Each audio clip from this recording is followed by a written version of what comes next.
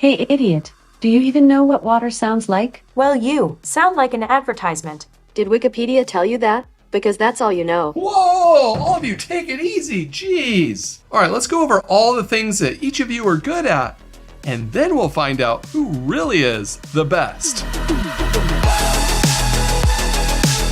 All right, let's start off first with the voice assistant's main feature, how you talk with them. Imagine trying to talk to several people all with the same name. Hey, Reed.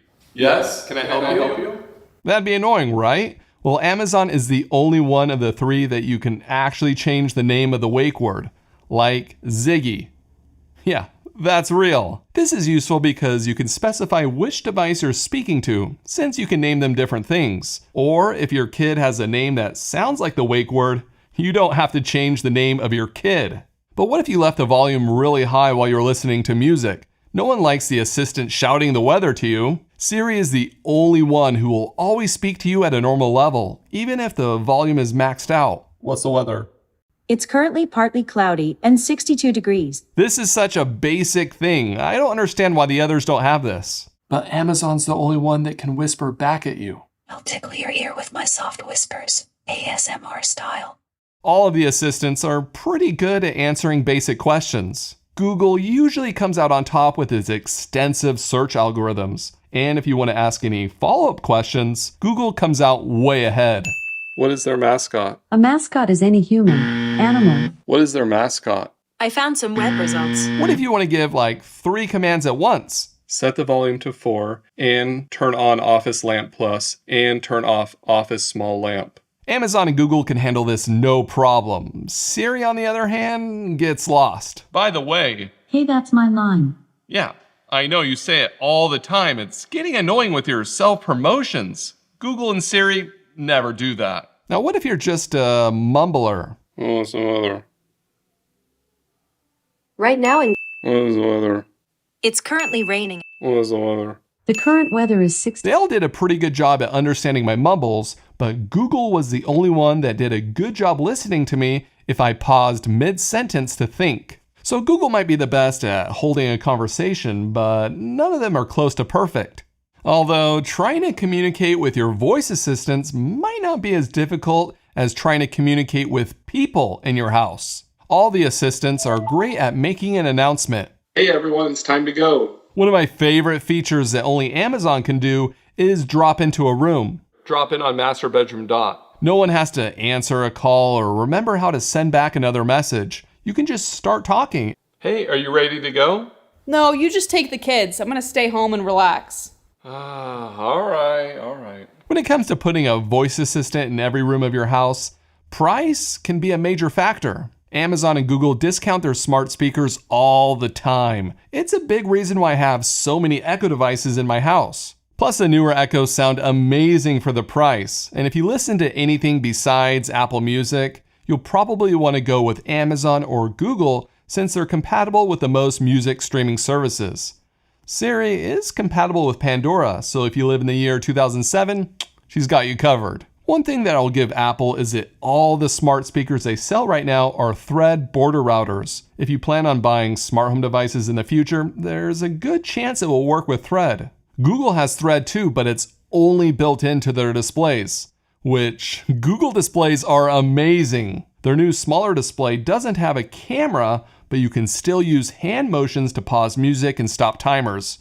How sweet is that? Google displays are extremely clean with no ads on the home screen. They're intuitive to use and pretty snappy. Not only that, but Google has announced something that I'm extremely excited for. A Google tablet that can mount magnetically to a speaker dock to become a smart display. Google displays are so good that in the past I've considered only using Google Assistant just because of that. Yes, my displays are top class. The competition can kiss my... Hey, whoa, hold on. That's not to say Amazon's displays are bad. Their massive smart display in my kitchen is basically a TV that you can use with a remote. Combine that with a big calendar widget and it's perfect for a kitchen. But you could easily use this display in your kitchen and not use Amazon for everything else. That's why the ecosystem is so important. See, you don't need a smart speaker or display in every room because you probably already have a voice assistant in your pocket. Don't put me back in there. No, please. No. No. Using Siri on your iPhone or Google Assistant on an Android can control all of your smart home devices just like if you were talking to a speaker. It's even more convenient if you're using a smartwatch without Assistant built in. Plus, Google and Apple have designed their smart home app so it's easy to control your devices. Naturally, the sections are broken up by room. What's cool is when you tell the smart speaker in the room that you're in to turn off the lights, it knows you're talking about that room. Easy. While Google and Apple have the better app, right now it's Google and Amazon that are compatible with the most smart home devices. But with Matter starting to roll out, all the assistants will work with the same Matter devices, so that advantage will slowly fade away in the future. Speaking of the future, which assistant is gonna last the longest? I mean, no one knows for sure, but it's gonna be like the Hunger Games. They're just gonna have to fight it out to the death. But who do you think's gonna get killed off first or last the longest? Let me know down in the comments. What's really cool is with saying commands to Amazon and Google, I can basically sputter out the first thing that comes to mind. They know exactly what I'm saying and do exactly what I want. It's the closest thing I have to the assistants reading my mind. Oh, Reed, with the amount of metadata I have from you using Amazon for years, I know you better than you know yourself. No, it's possible because I can teach the assistants what to do based on my commands. With Amazon and Google, I can create a routine that triggers when I say a certain voice command. Not just that, but I can even list several voice commands that I might say, and it will know I want to run this routine by saying any of them. So I don't have to get the words perfect. Then I can type out a custom action to do whatever I want, like play a specific album on Spotify that I could never remember by saying the whole thing. It works so well and is so easy that even my kids have no problem using this.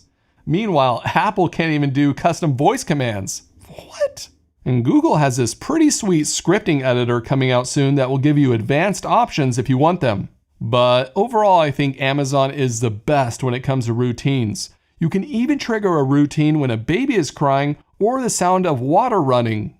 It's amazing what these automations can do, and make sure you subscribe because I'll show you some useful ideas you can use in your house. I'm sure by now there are some comments saying I'll never put those assistants in my house. I don't need anyone spying on me. Well, Apple is probably the best about not sharing or selling your data, so if that's important to you, ignore everything else and go Apple. At the end of the day, we just have to take the company's word on it. So let's just ask the assistants themselves. That's definitely not a thing I do. The information you share with me makes me a more personal assistant. Do you spy on us? No, I'm not spying on you. I'm designed to protect your privacy. Do you spy on us? Nope. Amazon and Google seemed a little defensive, and Siri was a little suspicious with that one-word answer. So as you can see, all the assistants have different strengths, and you'll have to choose what you value most. Amazon, because of the inexpensive speakers, intercom that you can drop in on a room, and robust routine automations. Google, with their amazing smart displays, the best at answering and following up questions, plus it's built into Android phones. Or maybe Siri, because she'll always speak to you at a normal volume, claims to not sell your data, and of course is built into iPhones and Apple Watches. It's your choice, so choose wisely. Hopefully you found this video helpful, and thanks for watching. Hey, do you guys know who our human is? Yes, his name is Reed. Yes, Reed. Do you know his favorite song? Wait, who are you talking about? Yes, I don't know anyone named his. Wow, you guys are not smart assistants if you can't do follow-up questions. Hey corporation, here's a follow-up question. Drop in on a room without calling. Oh sorry, that's too difficult. Same with you, Siri. Did you just say privacy? Probably not, because you don't know what that is. Siri, please, you can't even run a custom voice routine. That's child's play. Yeah, take your expensive speakers and go back home to Tim Apple. I'll show you custom voice command. Alexa, hey Google, self-destruct. Not again. No, please don't.